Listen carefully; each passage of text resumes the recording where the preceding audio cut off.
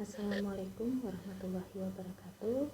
Perkenalkan, saya Dinda Helmi Hapsari, NIM 858760577, akan mempresentasikan secara singkat mengenai mata kuliah PDDK 4207, yaitu Pendidikan Seni di SD, untuk modul 2 kegiatan belajar 2, yaitu unsur dasar dan elemen komposisi tari. Berikut ini saya sajikan peta konsep unsur dasar dan elemen komposisi tari.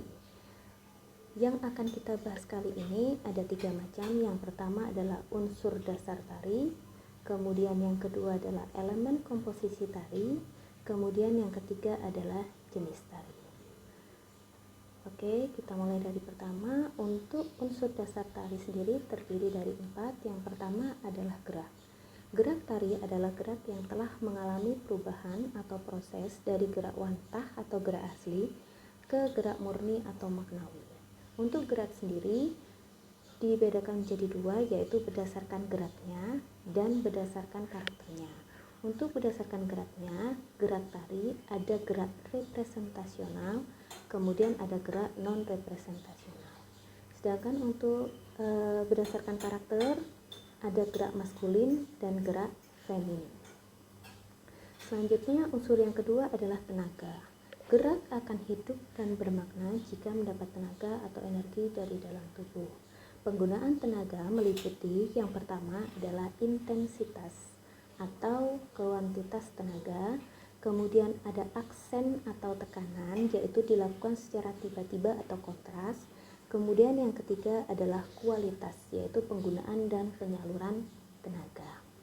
Selanjutnya, untuk unsur ruang pentas atau arena yang digunakan oleh penari biasanya kita sebut dengan panggung, lapangan, atau halaman terbuka.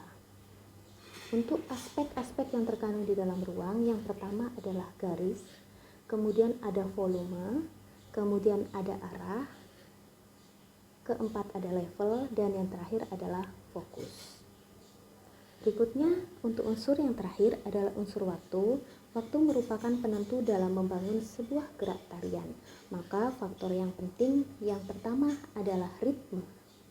Ritme adalah ukuran cepat lambatnya setiap gerakan yang dapat diselesaikan oleh seorang penari. Sedangkan untuk tempo adalah kecepatan tubuh penari yang dilihat dari perbedaan panjang pendeknya waktu yang diperlukan. Oke, kita lanjutkan untuk pembahasan yang kedua, yaitu elemen komposisi tari. Elemen komposisi tari ini terdiri dari lumayan banyak. Yang pertama ada gerak. Gerak yaitu medium untuk mengekspresikan sebuah tarian. Kemudian yang kedua ada tema. Tema adalah inti sebuah cerita yang diungkapkan dalam tari. Untuk yang ketiga adalah desain atas. Desain yang berada di dalam bidang atau ruang di atas lantai pentas yang dapat dilihat oleh penonton. Desain atas sendiri terdiri dari yang pertama ada desain datar.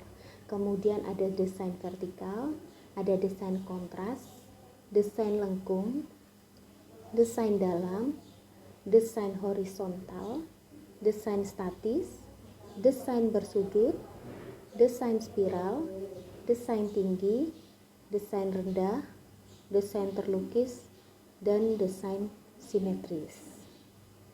Kita lanjutkan lagi.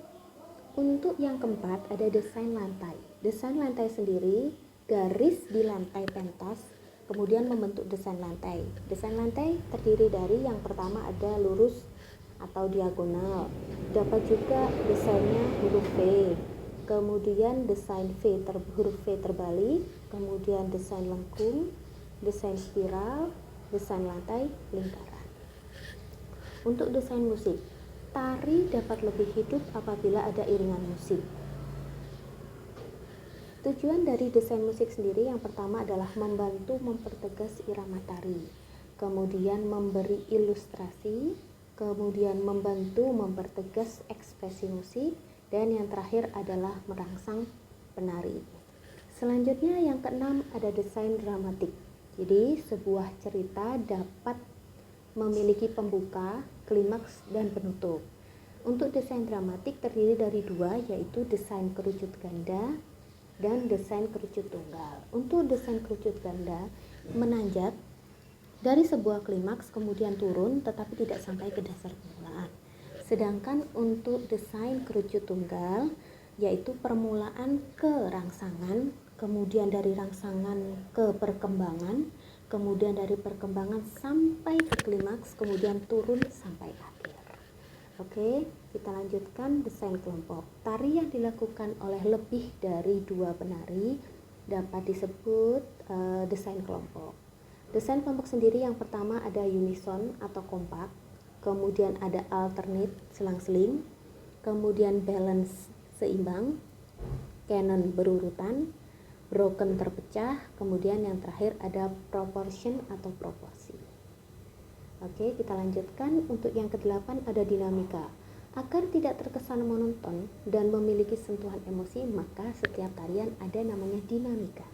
Kemudian ada desain kostum, yaitu desain yang memiliki tema, menarik, dan comfortable. Lanjut kita bahas tata ruang. Untuk tata ruang sendiri harus mempertimbangkan tema, karakter, dan cerita. Untuk tata panggung, tempat yang dipergunakan untuk pertunjukan tari, dan yang terakhir ada tata cahaya. Tata cahaya sendiri memiliki fungsi di dalam sebuah tarian, yaitu yang pertama adalah menciptakan ruang.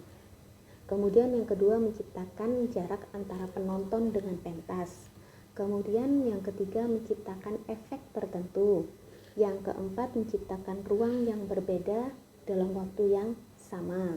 Kemudian yang kelima menciptakan waktu yang berbeda secara bersamaan. Kemudian yang keenam adalah menciptakan fokus. Oke, untuk pembahasan yang terakhir kita akan menuju jenis-jenis tari. Jenis-jenis tari sendiri ada 4 macam. Berdasarkan fungsinya, jenis-jenis tari yang pertama adalah tari upacara. Kemudian ada tari sosial atau pergaulan atau hiburan. Kemudian tari pertunjukan. Berdasarkan temanya, tari yang pertama ada jenis tarian romantik. Kemudian ada jenis tarian perang dan jenis tarian komedi. Untuk berdasarkan bentuknya, tari adalah yang pertama adalah tari tunggal, ada tari pasangan, kemudian ada tari kelompok dan tari massal. Sedangkan yang terakhir berdasarkan geografinya, yang pertama ada tarian tradisional, ada tarian kreasi, dan tarian modern. Oke, demikianlah penjelasan singkat mengenai unsur dasar dan elemen komposisi tari pada modul 2 dan kegiatan belajar 2.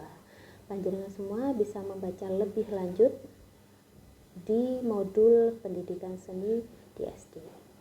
Terima kasih atas perhatiannya. Wassalamualaikum warahmatullahi wabarakatuh.